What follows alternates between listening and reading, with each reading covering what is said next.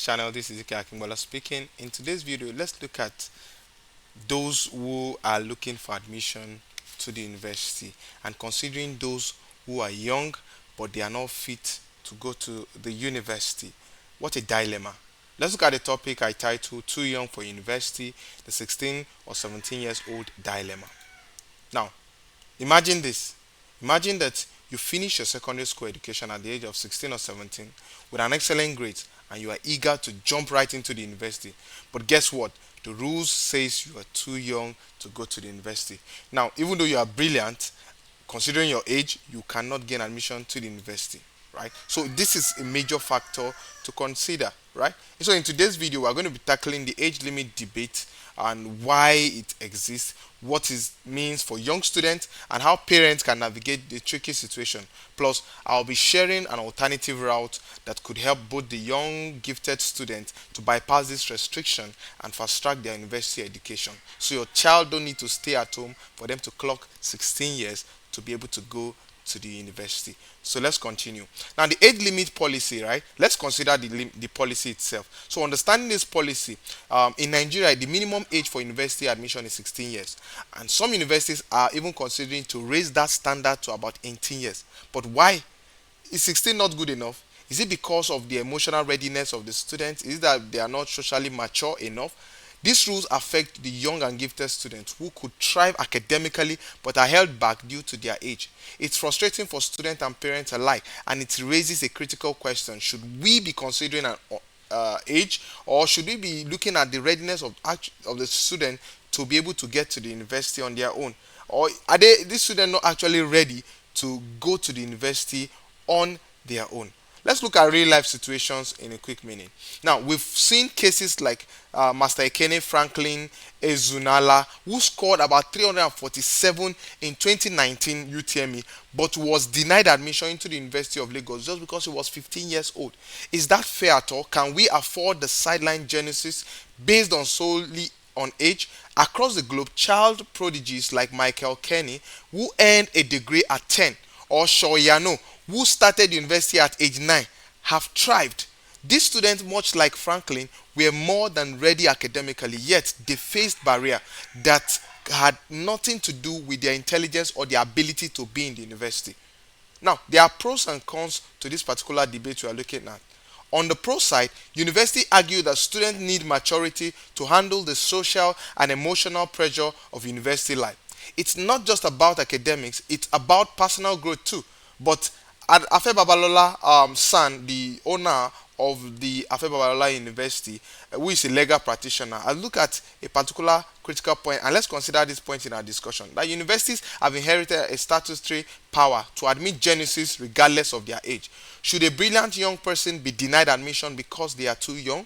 Or should university assess emotional and intelligence readiness on a case by case study? So instead of just looking at the academic qualification of a child, why not look at their emotional readiness? So interview them based on their emotional readiness and not just their intellectual readiness as well, right? So critics of underage admission often worry that younger students may struggle with the social dynamics and independence required in university. However, let's forget that gifted individuals, by their very nature, often exhibit maturity beyond their years. Some of the children, the way they interact, the kind of words they speak, makes you wonder how you understand the level of intelligence they have. So can we truly measure their readiness by just their age alone, right? So age is not really a major factor to consider in this particular matter. So university in Nigeria have discretionary powers that allows them to admit younger students based on merit. However, this flexibility is not widely utilized. According to Afe Babalola, universities regulations like those in Unilag set a minimum age of 16. This has led to cases whereby brilliant children who are applicants like Master Franklin have had their opportunities stifled by arbitrary age rules. Meanwhile, some private universities, such as one in Ghana, have recognized his talent and even offered him a scholarship to bypass the Nigerian age restriction. So when you don't know the talent you have right now in the country, there are people who understand the talent better than you and are ready to make use of that talent before you if you are not ready to do that. Do you see that? So we must make sure that we find a way to harness the potential of all our students when we've been able to discover their brilliance, right? So must be able to discover their brilliance and make sure that these students do not waste away. These students are appreciated based on their level of intelligence. I believe you understand. So this highlights a critical gap. Our universities have the authority to admit gifted students but often choose not to, and this is not fair on any level. The emotional and social aspect of this particular discussion is to be considered. Now let's talk about the emotional and social aspect of university's life. It's not just about attending lectures. Students must also adapt to the independence, social dynamics, and handling the pressure of large institutions, especially OAU for instance. OAU is very large that you can get intimidated just by entering the four walls of the school. The largeness, the vastness, the interaction, the discussions going on can overwhelm a child. Now, that's why some believe that setting an age limit protects younger students from being burnt out. However, many young prodigies have proven their age doesn't necessarily dictate maturity. Balarume Rari Ambati, for example, graduated from the medical school at just 17 years old. These students show that with the right support, emotional readiness can develop alongside academic brilliance. Should we continue to lump all students into the same age bracket, or should we open to the idea that some may be ready sooner than others? So when you try to put all children into one box, then you will not be able to realize their potential. You will just be finding out that all the children, even though they are mature or not, there are some students that even by the age of 16 they are not ready, matured enough to go to the university. So why delay those who are ready by 15, 14 to go to the university, right? So let's look at a viable program, a viable alternative to this.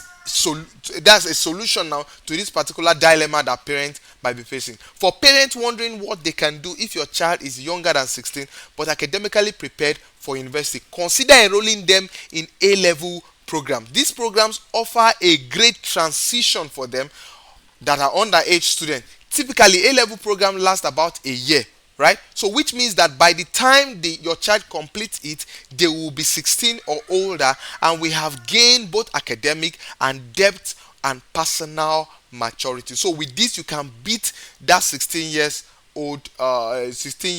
age barrier, right? So one of the advantage of doing A level is that it allows your child to gain admission directly into part 2 in the university, right? So earn their degree. So for example, if your child starts A level program at 15, by the time that child completes it, they would have been 16 at least, and more than eligible for university admission, particularly in institutions like Unilag that requires students to be at least 16 years. I believe you get that trick on how to overcome this particular issue. This way, your child will not only fulfill the age requirement but also enter the university with a strong foundation which can help them thrive academically. I believe you get that. So, and this will also help them thrive socially.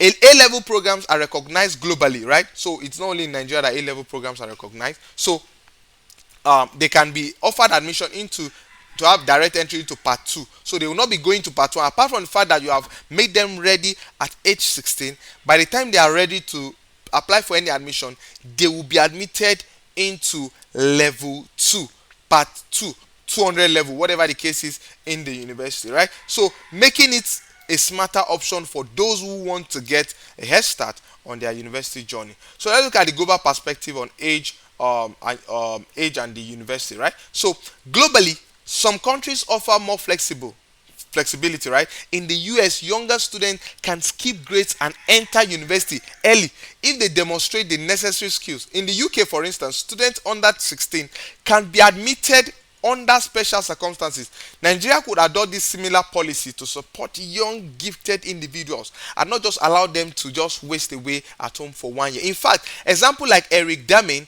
who earned his PhD at age of 20. Imagine when this boy started school.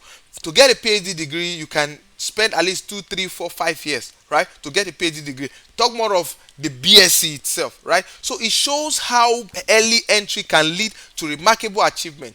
Students shouldn't, Nigeria, for instance, we shouldn't allow ourselves to be short-charging the student, right? We must make sure that this student are used up to their maximum potential. Let us look at the case of for change, right? Referencing Afe Babalola's argument initially mentioned, Afe Babalola's son argues that there is no constitutional age limit for university admission in Nigeria.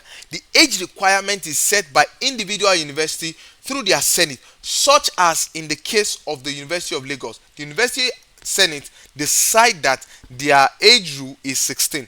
Babalola emphasizes that denying admission based on age alone hinders intellectual growth. He calls for a review or overhaul of these policies, pointing out that denying young prodigies like Master Franklin is a disservice to education. How can somebody score the highest in JAMB and you would deny such a person admission? It doesn't matter their age. When someone who is 20, 30 years old writing JAMB and scoring less than 200, how can someone who is 16 or 15 years old score highest in JAMB and you will be denying such a child admission? Babalola also further illustrated how international universities admit geniuses regardless of their age, citing Ashki Ventas, right, who graduated with first class honors at 13, and Shoyano, like I mentioned initially, earned his PhD at the age of 18. So what is the issue with our Nigerian educational system? Now, what do you think? Should age limit be actually be a barrier to education, or should we focus on student intellectual capacity? I want you to share your thoughts in the description below and consider the different solutions are provided for you. Don't forget, the first one is that A level is an option for you. A level will allow your student to get to part 2 when they are looking for direct admission to start their BSc. Or the second option is that you make sure that your student, you make them emotionally ready, or you go to a private university. Some private universities are not strict with their age policy. I hope this video has been very helpful to you. If it has been very helpful to you, kindly give this video a thumbs up, subscribe to this channel, and I remain Mr. Ezekiel. I'll see you in other videos. Thank you.